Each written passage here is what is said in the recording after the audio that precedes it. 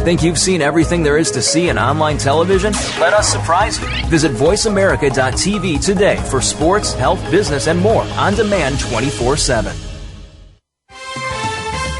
The following program is being brought to you on the Voice America Variety Channel. For more information about our network and to check our additional show hosts and topics of interest, please visit voiceamericavariety.com. The Voice America Talk Radio Network is the worldwide leader in live Internet talk radio. Visit voiceamerica.com. The views and ideas expressed on the following program are strictly those of the host or guests and do not necessarily reflect the views and ideas held by the Voice America Talk Radio Network, its staff, and management.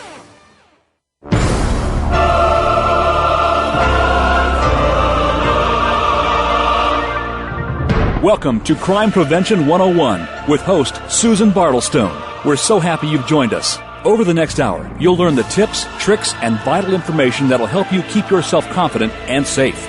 Now, here's the host of Crime Prevention 101, Susan Bartelstone. In mid-July, just a few weeks ago, Lieby Kletzky, a sweet, trusting 8-year-old, walking home from summer camp for the very first time, was abducted and murdered despite living in the tight-knit Orthodox Jewish community of Borough Park, Brooklyn, a borough of my beloved New York City, the place that I broadcast from, and a neighborhood regarded here as extremely safe. Now, what happened to Lieby Kletzky has deeply shocked and saddened not only the Orthodox community here in New York City, but around the world and in all communities. And this murder, and that of all the other children whose lives have been lost or changed forever, like Elizabeth Smart, like J.C. Dugard, well, this is just another horror for every caring parent everywhere. And while we're grieving for Lieby's parents and family, most of us are grappling with the issues of how to tell our young children about traumas of this nature and the many other kinds of traumas that occur as part of life. We're confused and we don't know what or how to say things to our kids. We don't know how graphic or detailed we should be, especially when the details are horrific, as they are in this case. And we also don't know how protective to be. So tonight on Crime Prevention 101, in the sobering light of the lessons that we're still learning here, I'm dedicating the show to Lieby's memory, and we're going to speak about several things. We're going to talk about the amazing way that the whole Borough Park community responded, and wait till you hear this. This is just a model for what we want everyone to do. And we're going to also talk about the delicate balance between the personal safety of our children and the need to let them become independent, sane, and lighthearted. Now, I certainly have my opinions about this, and to hash it out with me, first up is Rabbi Yanky Meyer, who is a member of the NYPD's Clergy Liaison unit, and he was a part of this massive community effort that I was talking about earlier, this effort that actually found clues that led to the arrest of Lieby's murderers before the police did. And again, I'm going to say it, what they did in Borough Park is what we all want to do in our own communities should a child go missing.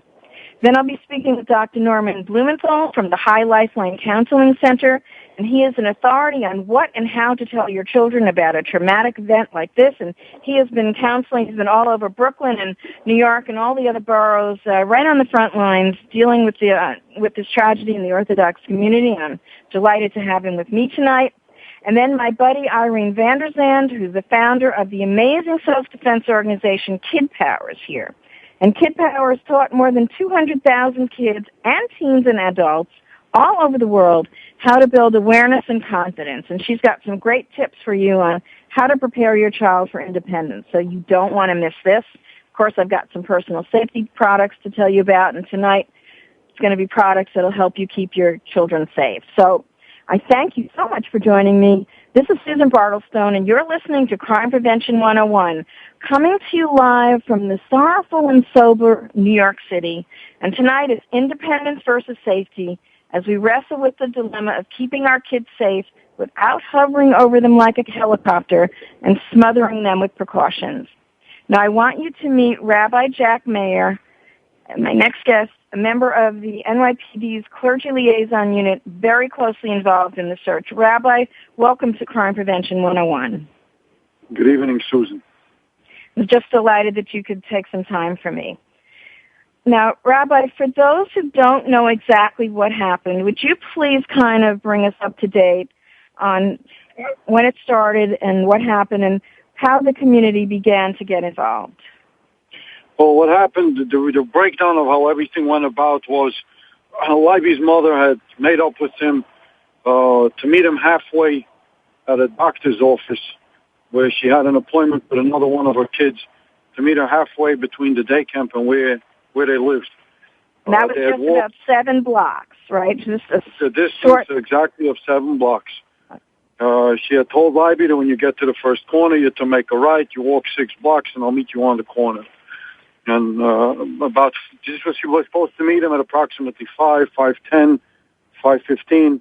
And when Lieby didn't come, they started getting worried.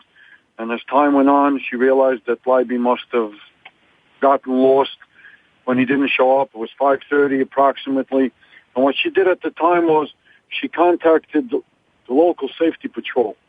They get involved with this. It happens quite often. A kid will end up going to a friend's house, or for some reason the bus might have left the kid off at the wrong stop, or for any other reason that a kid might have not made it home just by mistake. And the patrol usually would get involved, and they would do their own searches, and 9.9 times they will usually find the kid safe and sound. Yes, I'm very well aware this is called the Shamrim, and they are very well known in New York City. This is like a block watch program with very special twist to it. And then when they realized that this was something a little bit more, because apparently they exhausted everything by contacting the other kids in the school, by contacting the bus company, people that saw them leave the building, they realized that this was a lot more than the normal case of a kid missing. And what happened at that point was they notified the NYPD to as a missing child, to get this report in, and that the police department should start doing whatever they had to do to start conducting their searches, to go to their mobilizations, do their notifications, and get the ball game rolling as far as the greatest police department in the world is known for and what they could do. Indeed. At the same time, while the NYPD was doing what they had to do, the Shamrim Patrol reached out to their sister organizations. And basically it's a group of 4. The first one is the Shamrim Safety Patrol, and their numbers of volunteers are in the hundreds. Then you have the Hatzola Volunteer Ambulance Squad, who their volunteers are as well, and hundreds, if not over 1,000 volunteers, active volunteers. You have the Chaverim, which they are somewhat known as the AAA, the AAA guys. Whenever somebody's locked out of a car, locked out of an apartment, they're the ones that you would call. And then you have the organization that I have a hand in, and that's the organization called Misaskim.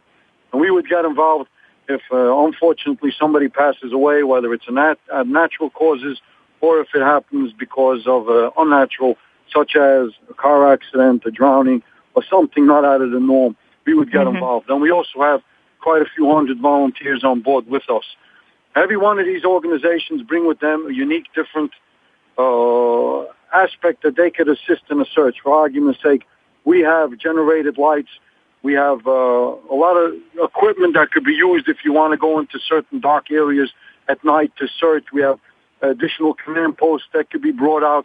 Every one of the organizations have their things that they could bring out to assist in this search.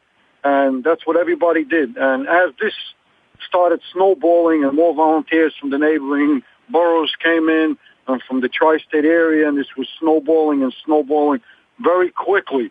There was a snowball that wasn't being rolled on flat surface. This was being rolled like downhill. I read there were about 1,000 people that there was much more than 1,000 people. The first night we had, I think if I'm correct, we had close to 2,500 people searching for Lieby. Grids were made up. They printed up flyers. Throughout the whole night, they had loudspeakers going out throughout the neighborhood. Lieby, where are you? And everything kept snowballing, and everything intensified as the day went. We worked through the night, Monday night, and then as the day intensified, when the police department brought in all their troops, they started getting all their resources into the neighborhood. all the detectives from various different agents from different parts of the NYPD that showed up, the special victims, the homicide squad, missing persons, you name it. They brought in all their resources to start assisting in the search. And as the day progressed, they were... I'm sorry, I was just to say it was actually a citizen, someone involved in the search that found the clues. And I think I read his name was Yaakov German, and can you just break down what he did? Because this is what I think the police should have been doing, but I'm not going to. I'll get to that later. What did Mr. German do? Susan, it was one step before Mr. German. What happened was, being that there was such a hype in the neighborhood, and all the text messages, and tweets, and the Facebook messages. Okay, well, we had a little technical glitch. We're going to get him right back on. But what this Mr. German did, and this is really what turned the tide, is that he took it upon himself and a couple of his friends to get the footage from every video camera. The New York especially has a lot of security cameras. Almost every store or school or establishment had these security cameras. And he banged on the door of every store, and he got them to give the video footage. And he was actually able to put together the route that this young child took and where he made the wrong turn and who he went up to. And they saw him going up to probably the one man in Borough Park that was out to do harm to somebody, and asked him for help, and he ended up getting into a car with this person, and they followed the car along to the house where this person, he actually went to pay a bill for somebody else, and they were able to track down the address of the house that the car went to with. Hi, Rabbi. We got disconnected. Sorry, I don't know where we left off. Well, I was telling him how Mr. German actually tracked the video footage to the house where the suspected murderer, Levi Aaron, went. So maybe pick it up from that point. What happened after they found the house that Levi had gone to pay a bill? Well, you see where little Lieby's waiting. He's walking with somebody in the street, and then you see this gentleman cross the street, and Lieby's still waiting for him, and he actually comes back out of the building, and a little further down the block, he crosses over the street and comes back towards Lieby, and that's when the detectives realized this is the last person that must have seen Lieby, and then from there, they went into the dentist office, that's what the building was, and they tracked back Levi Aaron. And Mr. German, I think, turned the information over to you, and you got it to the police. It was actually somebody before Mr. German that gave it to me. It was a locksmith. And he came into work that day, and he's the one who he was the first one that found the direction that Lieby was walking in. It was his camera. He brought it to me on his cell phone, and actually that's where we met up with Mr. German when the detectives came to go through the tapes, and from there we continued in that path. And this was about 3 days in, though, at this point. No, it was. Lieby disappeared on Monday night at about 5 o'clock, and the break we got was about 4 o'clock the next day. It was about 23 hours later. But by that point in time, Levi Aaron apparently committed the murder at that point. But the point is that the way that the community responded is awesome and inspirational. I don't know why. I wish the police had started immediately to look at the videotape. I'm hoping they will in the future. And just very quickly, if you could give some advice to other communities, should something similar occur, what would you tell them? How could they get together like you guys did? The organizations that came out were just there to help coordinate. But whatever the organizations did, we couldn't do it without the people volunteering their time to spend the night looking for him. And the best thing that could be done is, whenever something like this should happen, the first hours are the most crucial hours, and the more manpower that could be brought, the better off you are, the greater chances you stand in finding the missing person before any harm is done to them. And it's really just about the communities coming out and caring for one another. That's what this was. This showed a unity. And most of the people didn't even know who Lieby was, but we all came out to see what could get done to assist this poor child.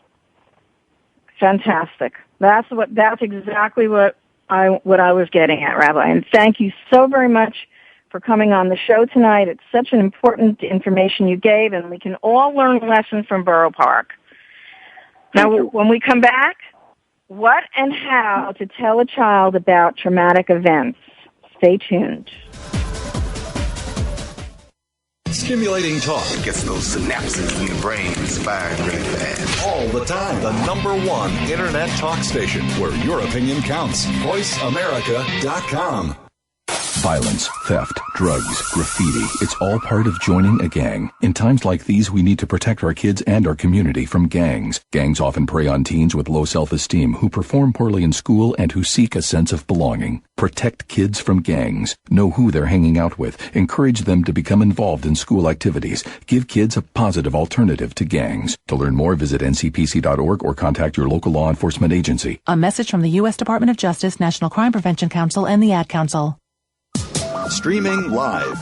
The leader in Internet talk radio. VoiceAmerica.com. You're listening to Crime Prevention 101 with Susan Bartelstone. We invite you to share your stories, tips, or suggestions for topics you'd like us to cover, and Susan will address some of these on future shows. Send your story or idea to solutions@fightsafe.com. That email address again is solutions@fightsafe.com. Now, back to Crime Prevention 101 with Susan Bartelstone. Yes, indeed. This is Susan Bartelstone, and this is Crime Prevention 101, the radio show with an optimistic perspective on a sober subject. Please start tweeting about us. Let people know we're here. You can follow me on Twitter. I'm on Facebook. Come and join the movement. Now, we've been talking about the Lieby Kletzky murder and abduction case, and just a quick thing that I want to bring to your attention. The Prospect Park Alliance here in Brooklyn, New York, has started a Lieby Kletzky tree fund to raise money to plant a tree in Lieby's memory, a living memorial in our beautiful Prospect Park, which is a place that Lieby and his family undoubtedly spent a lot of time. And if you'd like to make a donation towards the tree, go to prospectpark.org/donate and indicate that your contribution is for the Lieby Kletzky Tree Fund. And I'm going to post that link on the show notes to the show and on my website, too, so you don't have to worry if you didn't get it. And I want to introduce my next guest, Dr. Norman Blumenthal, who's the director of the Bereavement and Crisis Intervention Services for Chai Lifeline, and that's CHAI. And this is an organization that provides counseling for children and adults, as well as hospital services, educational assistance, summer camps for seriously ill children, and they have regional offices all over the U.S. and internationally. And Dr. Blumenthal has been in the forefront of counseling efforts since the shocking abduction and murder of Lieby Kletzky. And I heard him speak, and I can't wait for you to hear what he has to say. Dr. Blumenthal, welcome. Thank you. Now, I heard you say recently that what you and Chai Lifeline has been experiencing is unprecedented in your more than 30 years of counseling, including the Mumbai massacre, which you were involved in. Can you talk a little bit about what's happening on your end? Well, we were deluged with telephone calls, mostly from very concerned parents, and I would say ultimately from parents concerned about themselves. I was told by the office that the number of calls, inquiries, and people that logged on to the presentations are in excess of 125,000. Wow. That's amazing. And you've been speaking and going all over. Just talk a little bit about Chai Lifeline. Chai Lifeline, is I saying that right? Mm-hmm. It's an extraordinary organization in itself and what it does. Yes. Let me describe a little bit about it. Talk a little bit about what you do. services? Okay. Originally, Chai Lifeline was an organization to service children and families when there's pediatric cancer, children who contract cancer. They provide hospital services, insurance advocacy, babysitting services, food, and their flagship program is their sleepaway camp, the Camp Simcha, which is a full sleepaway camp experience for children with cancer and now with children with other debilitating illnesses, and staffed by top physicians and nurses so they get their full medical care and still have a recreational summer and a very needed break for the parents. This was the main part of the program. About 15 years ago, let me back up a little bit. Most children with childhood cancer do recover. Unfortunately, some don't. And about 15 years ago, they approached me to start a program, a bereavement program for the parents whose children died, at that time only of cancer. We started a program. It unfortunately escalated, and we were servicing not only parents of children who died of cancer, but parents of children who died of other illnesses, drownings, vehicular accidents, murder, suicide, every kind of loss. And it has grown into an actual department within Chai Lifeline. And I know you put out a video on this particular case, and I'm going to post that video so people can hear it. And one of the things that you said that I thought was so important is that we cannot blame the victim for a crime when it happens to them, and we cannot blame the parents for what happened to Lieby. Would you please expand on that? Because that is so important. Oh, absolutely. There's no evidence whatsoever that there was any negligence or that anybody did anything wrong. And the child himself approached someone who looked familiar and looked like someone who would be in a position to help him. Some of the sort of redefining that's going on in the Jewish community and the broader community is that somebody can look harmless, can even look very familiar, and yet can have nefarious aspirations or goals. So we're changing the manner in which we're teaching children about safety. Now that you know, we kind of know some of that a little bit outside of the Orthodox community, but he probably went up to the one person who was out to do him harm in that community. It's just so shocking. But I want to stress again, the parents. This was absolutely the right time for Lieby to make the move that he did, and I hope that they can get to the point where they can forgive themselves for it, because unfortunately I think they're going to continue to blame themselves. Why did we do that, you know? Yeah, the research shows in parental loss of a child that guilt is the most common response. So you can well imagine how a situation like this would be prone to guilt. No, the vast majority, and I have to say almost not all the cases, it's quite the contrary. Usually parents have engaged in heroic efforts to save their children, but it's just a very normal response to such a tragedy. And I've been hearing from people, you know, he was too young, why did they let him do it? No, that's... No, absolutely not. There was no... She rehearsed, and the mother rehearsed with him, walking with him, and a child that age in that community would be nothing out of the ordinary for him to walk on. Absolutely. All right, now, Dr. Blumenthal, parents have got to address these issues with children. How do you tell children about a horrible tragedy like this, especially, and the details are gruesome. How do you do that? Okay. Well, in my heart of hearts, I would rather that children did not know, particularly these gruesome details. Unfortunately, in today's world, with the readily accessible information through the Internet, etc., children are going to find out.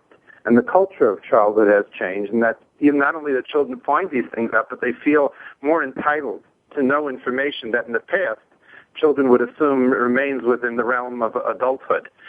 So the unfortunate situation is that parents do have to tell their children when something of this magnitude happens, because, as I often tell the parents, if they're going to hear, I'd rather they heard it from you rather than from a peer or some friend's big brother or something like that, because at least we can provide accurate information and help them process it.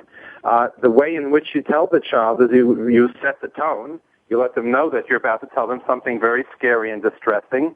You tell them the fact, and unfortunately, I think in today's world we do have to tell them about the dismemberment. You tell them what happened.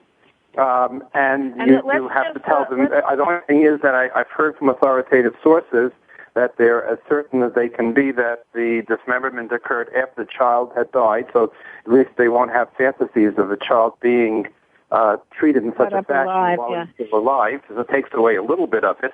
And you allow the child to have their reaction, and normalize it for them.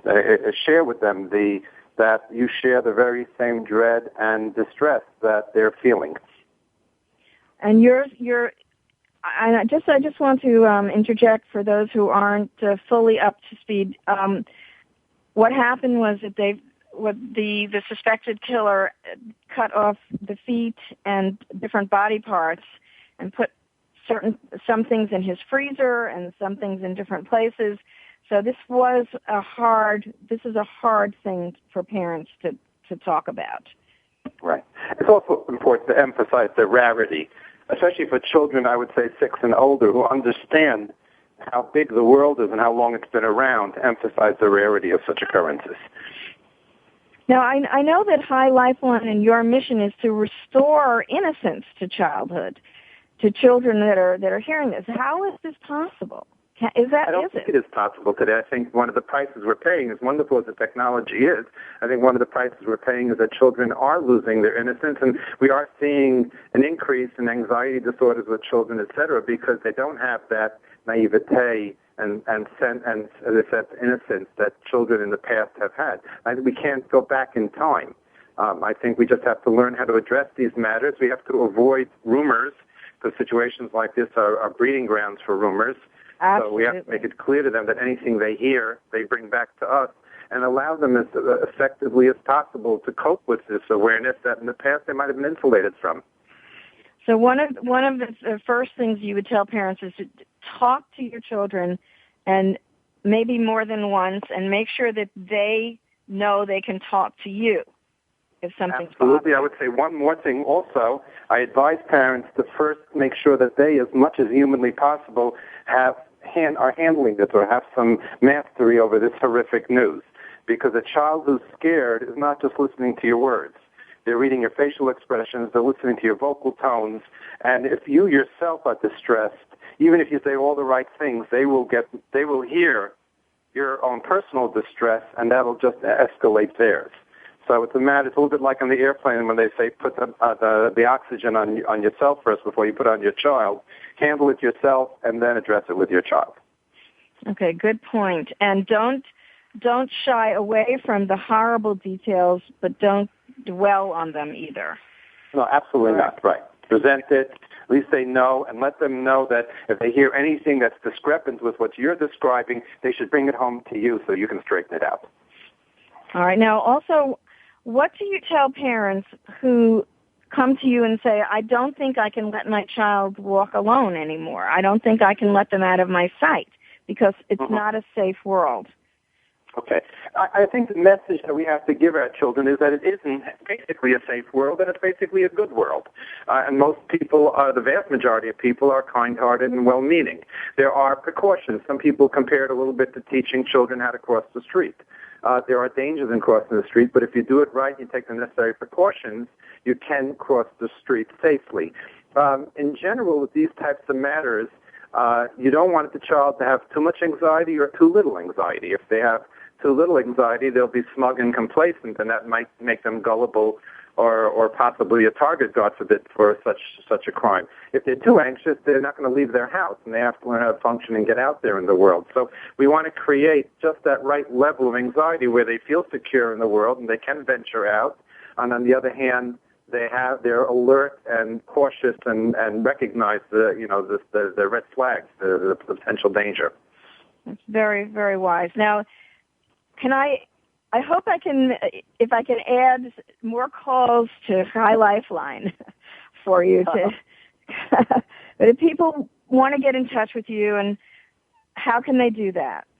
Okay, we had a hotline. We have discontinued it at this point because the calls are not that frequent. But there were points when we were manning it with 10 to 15 people with call after call. That has slowed down now. The general phone number for Chai Lifeline is 212-465-1300.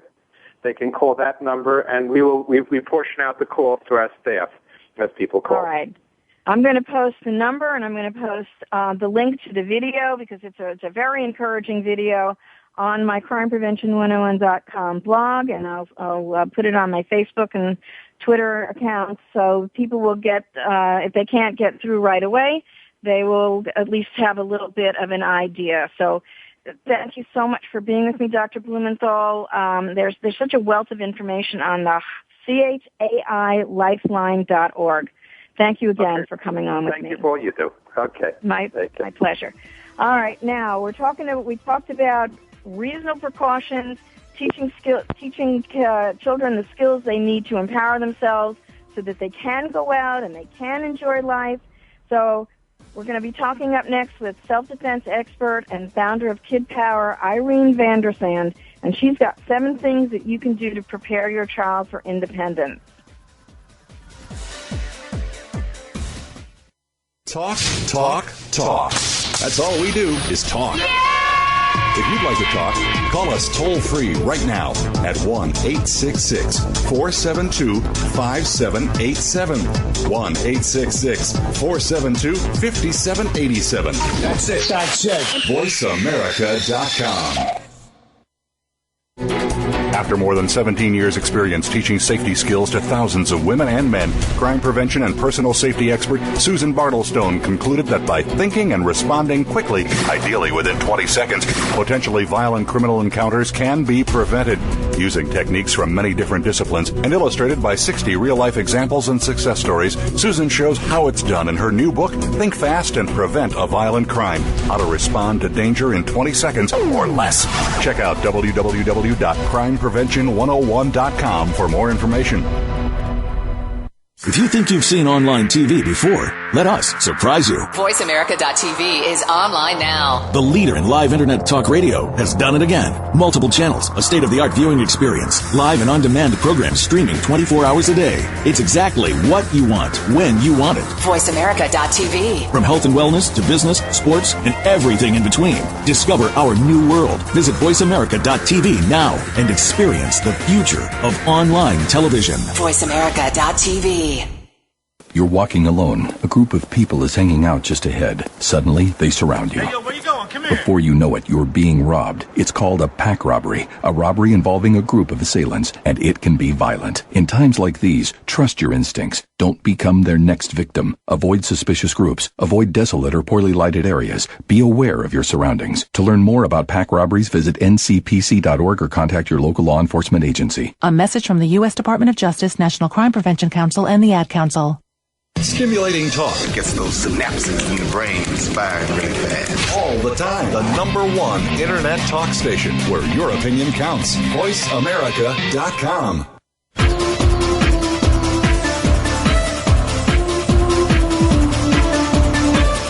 You're listening to Crime Prevention 101 with Susan Bartelstone.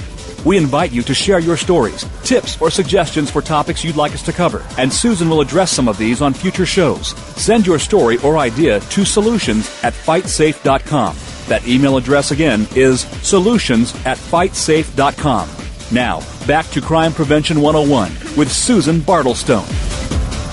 Hello again. Yes, this is Crime Prevention 101. This is Susan Bartelstone. And don't forget that Crime Prevention 101 is available on iTunes. You can take us with you wherever you go. I found a good video that I want to tell you about also. It's a free video, and it's called Safe from Harm. And it's put out by the folks at the National Alert Registry, which is something you want to know about because it's a way to track if there are sex offenders living in your neighborhood. It's www.safefromharmvideo.com. I'm going to post a link on the show notes for this show on my crimeprevention101.com blog. Now let's meet my buddy Irene van der Zande. And more than 20 years ago, Irene stood up to a man who was threatening to harm her children and thwarted the attack using guts and instincts. But the incident left her determined to do something that would help children especially learn how to face personal safety situations of all types and become safer and more confident. So to that end, she founded the Kidpower Self-Defense Organization and serves as its executive director. And Kidpower has centers all over the U.S. as well as internationally, and she's been on the show many times with us. Irene, great to have you back. Well, I love being here. Now, let's just bring the total up to date. How many centers now and affiliates does Kidpower have? Boy, we probably have got about 30 centers and affiliates that are official part of our organization, and then, oh my goodness, hundreds more places where people are partnering with us in order to bring Kidpower into their own organizations and schools. And this is all over the world, too. All over the world. Everything from the Villages of Hope in Africa to, to a child care center down the street. Okay, absolutely. All right, so you are. It's a pleasure to have you with me. Now, Irene, you and I have talked before the issue of independence versus safety, that for kids, and you and I have heard so many stories over the years, horror stories. This Lieby Kletzky's one, unfortunately, of many. And, we've also talked in the past about this child rearing philosophy that's getting a lot of press because they're saying that typical parents are either invasive helicopters, always hovering over their kids, or snowplows, constantly trying to remove all the obstacles from the child's path to adulthood. And in light of Lieby Kletzky and J.C. Dugard and all the other stories that are just in the forefront, this is coming to surface even more. Just let's talk a little bit about this. What's your feeling about this? Well, I really believe that you've got to find it's a balance and there's a third path. So the fatalistic, it doesn't happen that often, and there's nothing you can do, is just not the right answer. Because there are over 100,000 attempted kidnappings by non-family members in the U.S. every year. And having dealt with kids where there has been an attempt and the entire community of the school, the families around that child, I will tell you it's traumatic. And then 100 or 200 kids a year die from your classic stranger kidnappings. And so it's not insignificant. But at the same time, overprotecting kids so that they never get to do anything on their own or to take charge of their own safety does not ultimately make them safer. It just makes them anxious, and it deprives them of a great deal of joy in life. Absolutely. So, for example, if you're going to lecture kids to say, don't talk to strangers, that just makes them anxious. And what we believe and what we teach is to make realistic safety plans depending on the actual situation the child will be in and the capabilities of that child at that moment. And then practice skills in a really positive way in order to prepare the child to take on more independence. Now, Irene, how do we know when a child is ready to go it alone? Like, Lieby Kletzky was 8 years old. That seems like the right age. How do we determine this? Well, instead of going by a strict age, you have to look at two things. One is what are the safety hazards in that neighborhood, and we recommend you take, as a parent or as any caring adult, you take a realistic look, realizing that an assault can truly take place in a matter of seconds. That doesn't mean you're terrified, but it means that you walk around not with what I call it the illusion of safety, where you believe because I know everybody here or because we're in a rural area or because of many reasons, people will lull themselves into, not intentionally, but because they just want to believe that harm won't happen, and harm can happen from lots of ways, not just people, but a lot of, I coined the term illusion of safety after a child almost got drowned in a swimming pool with people all around. So it's to be realistic about the hazards. Then you be realistic about your child, this child. How much and not just what the child can tell you, but what the child can actually do. Because a child, you may have some sense of a child who's shy, has different kind of risks than a child who's extremely confident and maybe overconfident. But you think about what does this child know, and you prepare your child. We call it co-piloting. First you go by yourself and you look around and you think. Then you go with your child and you discuss, if say it's a neighborhood, suppose you did get lost, or suppose somebody bothered you, where could you get help? And you make a plan in this store with this person. You even have the child go in with you to the store, and even maybe meet people working in the stores. Or you look at women with children, just because statistically women with children are more likely to be a safer bet than other people.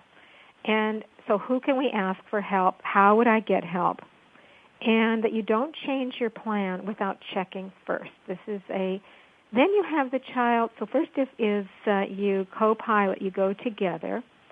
You practice skills such as interrupting a busy adult.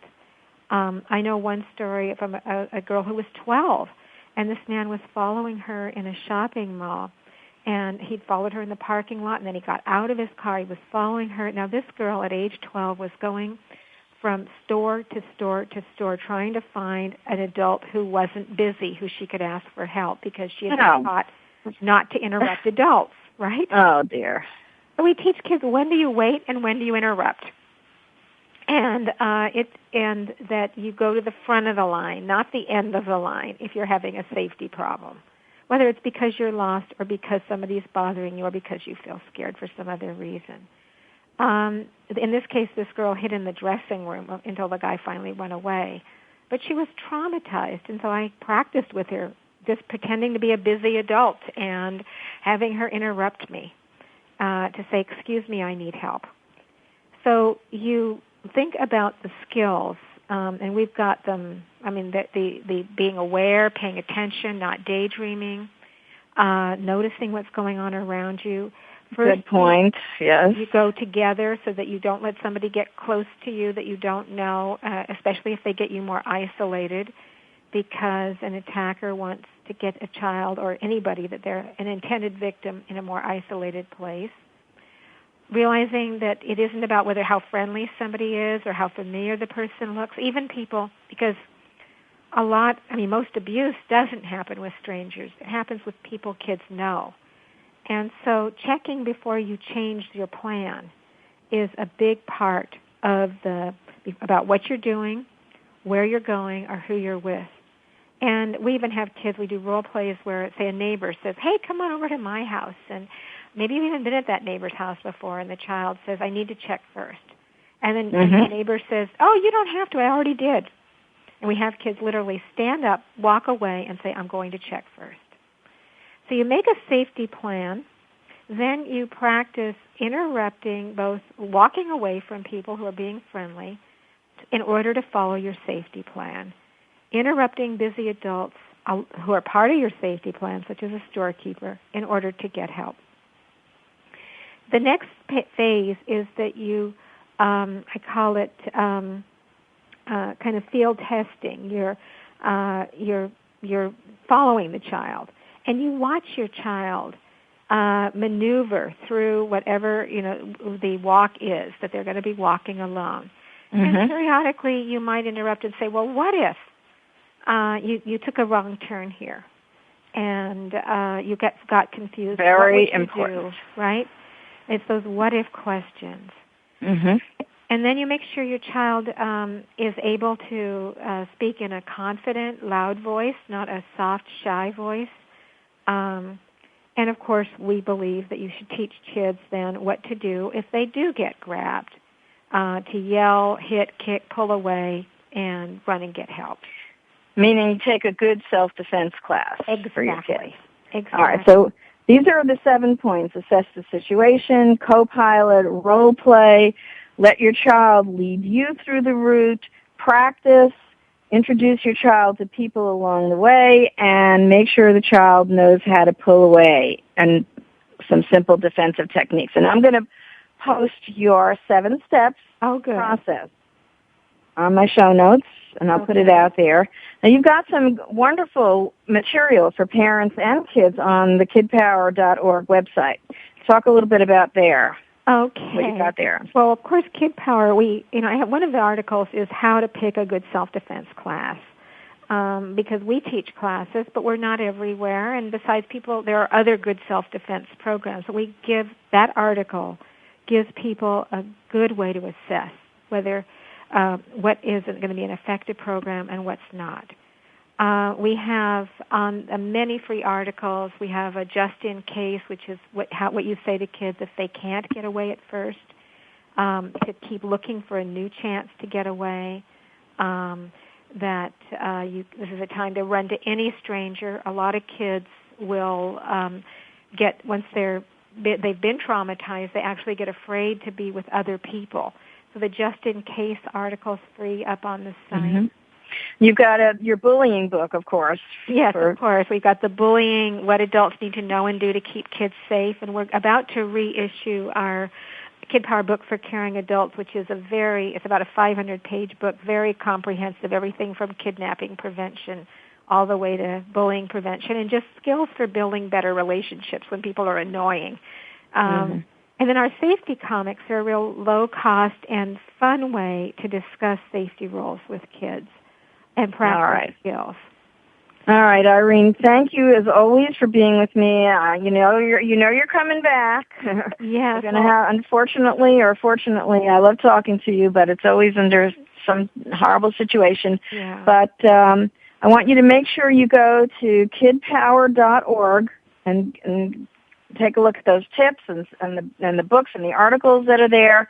I'm going to post links to everything. You're going to come back, right, Irene? I'd love to come back.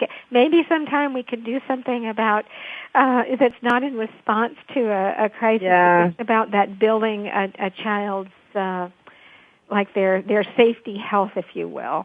Fantastic. Let's do some brainstorming. Okay, and thank you for the work you do. All right. Well, up next, I've got some personal safety products that I want to tell you about that will help your kids stay safe. You don't want to miss this. Talk, talk, talk. That's all we do is talk. If you'd like to talk, call us toll-free right now at 1-866-472-5787. 1-866-472-5787. That's it. VoiceAmerica.com. You're walking alone. A group of people is hanging out just ahead. Suddenly, they surround you. Hey, yo, where you going? Come here. Before you know it, you're being robbed. It's called a pack robbery, a robbery involving a group of assailants, and it can be violent. In times like these, trust your instincts. Don't become their next victim. Avoid suspicious groups. Avoid desolate or poorly lighted areas. Be aware of your surroundings. To learn more about pack robberies, visit ncpc.org or contact your local law enforcement agency. A message from the U.S. Department of Justice, National Crime Prevention Council, and the Ad Council. After more than 17 years' experience teaching safety skills to thousands of women and men, crime prevention and personal safety expert Susan Bartelstone concluded that by thinking and responding quickly, ideally within 20 seconds, potentially violent criminal encounters can be prevented. Using techniques from many different disciplines and illustrated by 60 real-life examples and success stories, Susan shows how it's done in her new book, Think Fast and Prevent a Violent Crime, How to Respond to Danger in 20 Seconds or Less. Check out www.crimeprevention101.com for more information. The Internet's #1 talk station. #1 talk station. VoiceAmerica.com.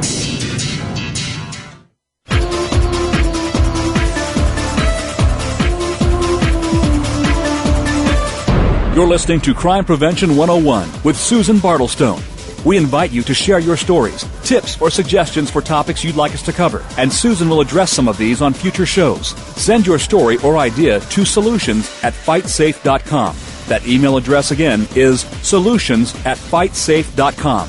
Now, back to Crime Prevention 101 with Susan Bartelstone. Yes, hello again.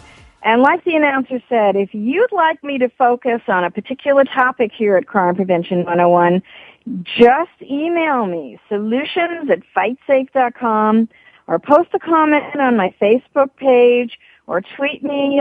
You might even be a guest on the show. A couple of things now I want to tell you about, some products that I found that I think look very good. I saw the Safe from Harm video, DVD, I want to give you their number. This is the National Alert Registry gives information on registered sex offenders, and their number is 888-543-3331. This is something that we really need to know this now. Who's living next door to us? I saw an interesting GPS tracking device. You can attach it. It's on a backpack or a purse or a pet collar. You've got a pet, and you can track it with a smartphone or a computer. And it says here that you can create up to 10 virtual boundaries, and if the tracker crosses one of those, you will be alerted with an email or a text message. And it costs about $200 for the year, the device costs about $200, and it includes an attachment case with a clip. And it's from Garmin.com, Garmin.com. I like this idea. I like the idea that you're going to get notice if the person with the tracker goes somewhere that you don't think they should be, or, in the case of Lieby Kletzky, it would have been lovely to have tracked him. All right, another website for you that has a lot of information. It's called the Safe Smile Kids. Safe Smile, one word. And they will provide you with an ID card for your kids. And they'll give you 2 ID cards. I'm not seeing a price here. It's missingkids.com, www.missingkids.com. Check out Safe Smile Kids. You want to have, it's got a picture, it's got some identifying information about the child, so that if a child goes missing, you've got all the key information that you're going to need to give to the police or anyone else that's tracking people for you. There's a great website called The Safe Side. And this was started by John Walsh, who was the host of America's Most Wanted, and Julie Clark, creator of Baby Einstein, and also partners with National Center for Missing and Exploited Children. And there's a lot of information about keeping kids safe on this website. They've got posters and little songs with safety tunes for kids. They've got books for educators on how to teach kids in school. There's some family study guides. So you want to definitely look at this. And this is www.thesafeside.com. A lot of good stuff on this. Also, I've got a checklist on my crimeprevention101.com blog, what to do if a loved one goes missing. And if you do need to contact the police or something, this will take you step by step through it, who to contact, how to keep attention focused on the missing person. It just takes you step by step through it, resources for you, and so forth. So what to do if a loved one goes missing. So that is going to be on my crimeprevention101.com blog. Also wanted to just mention something quick that I saw. This is not a safety product, but this is just another something that's just flooring me. Anyone hear about something called a flash rob? It's a takeoff on a flash mob. And a flash mob uses social media, technology, texting, tweeting, cell phones, gathers large groups of people, mostly young, in various venues, and at a prearranged signal they start to dance, like in Grand Central Station here in my beloved New York City, where they have them from time to time. Well, this is a flash rob. And the same thing organized by young teenagers through social media outlets, but what they do is they all meet together and they rob some stores. I'm going to post some information about this, and then the videos of them doing it are posted on YouTube. Something you want to know about truly scary. Well, you know what? That's a wrap for tonight. Please don't forget that we love to hear from you. I love it when you post your comments and suggestions on my blog, crimeprevention101.com. Let me know if you have any questions about the show. Let me know if you like the personal safety products that I talk about on the show. Tell your friends about us so they can become part of the movement. And you know what? You and I will be doing this again next week. Same time, same internet. It'd be a crime not to listen, so stay tuned and stay safe. We hope you got some useful information and inspiration this week on Crime Prevention 101. Susan Bartelstone invites you to join us again next Wednesday at 5 p.m. Pacific and 8 p.m. Eastern Time here on Voice America. If you want to learn more about Susan's guests, sign up for her newsletter, or find out about upcoming teleseminars and workshops, go to www.crimeprevention101.com today. Have a great week and a safe week.